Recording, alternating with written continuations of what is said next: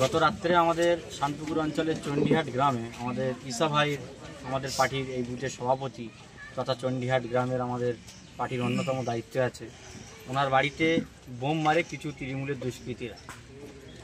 ঈশা ভাই এই গ্রামের দুর্নীতির বিরুদ্ধে তিনি লড়াই করে যাচ্ছে। গ্রামে যে সমস্ত অবৈধ কাজ হচ্ছে সেই কাজের প্রতিবাদ করছে। বিভিন্ন জায়গায় দুর্নীতি হচ্ছে, যেমন জলখাত থেকে শুরু করে বা অন্যান্য কাজে মানুষের সঠিক দাম বা সঠিক পাওনা তাদেরকে এই এলাকার তৃণমূলরা তারা বঞ্চিত করছিলেন। তিনি মানুষের হয়ে লড়াই করে যাচ্ছেন এবং পার্টির হয়ে এই গ্রামের যথেষ্ট তিনি কাজ করে যাচ্ছে। তাই গত রাত্রে ওনার বাড়িতে তৃণমূলের দুষ্কৃতীরা বোম মেরে তাকে জমানোর চেষ্টা করেছিল এবং প্রাণে মারার চেষ্টা করেছিল।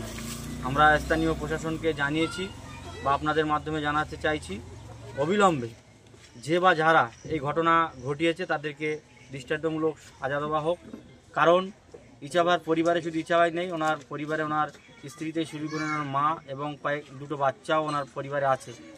ঠিক রাতের বেলা এই রকম একটা বাড়ি নির্জন রাত্রে পাড়ায় যখন সবাই ঘুমিয়ে থাকে, সেই সময় এই এলাকা অশান্তি করার চেষ্টা করছে এলাকার তৃণমূলের বেশ কিছু দুষ্কৃতীরা। আইএসএফ করার কারণে কি মহামারী হচ্ছে? এবং একমাত্র আইএসএফই উনি করে।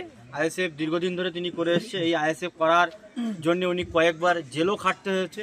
এলাকার কিছু দুষ্কৃতীরা তাকে মিথ্যা মামলা জড়িয়ে প্রশাসনের হাতে ধরিয়ে তিনি কয়েকবার জেলও কেটেছে।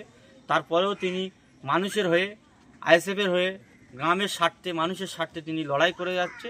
তাই ওনাকে চাপানোর জন্যই এই ঘটনা ঘটিয়েছে। তো ভোট নেই, তারপরে কেন এত হিংসা অশান্তি? ভাঙড়ে বারবার করেছিলেন, কেন উঠে আসে? কেন উঠে আসছে? আপনারা জানেন, ভাঙড়ের অগণিত মানুষ তারা যে দীর্ঘদিন শাসকের দ্বারায় তারা যে বঞ্চিত, তারা যে অত্যাচারিত, তার বিরুদ্ধে মানুষ আজ আইএসএফের দিকে, বিধায়ক নওশাদ সিদ্দিকীর জন্য আসার কারণে গ্রামের মানুষ যেভাবে নারী পুরুষ নির্বিশেষে ঐক্যবদ্ধভাবে তারা শাসকের বিরুদ্ধে প্রতিবাদ করায়, শাসকের থেকে তারা মুখ ঘুরিয়ে নেওয়ায়, তার কারণেই এলাকায় বিশেষ করে আইএসএফ কর্মীদের বাড়িতে বোমা মারা, আইএসএফ কর্মীকে দেখে দেখে মারা, বিভিন্নভাবে তাদেরকে চাপার চেষ্টা করছে। এইভাবেই ভাঙড়কে উত্তপ্ত করছে। থানায় কি অভিযোগ দায়ের করেছে? থানাতে অভিযোগ আমরা অলরেডি ফোনে জানিয়েছি এবং অভিযোগ দায়ের আমরা কিছুক্ষণের মধ্যে করব।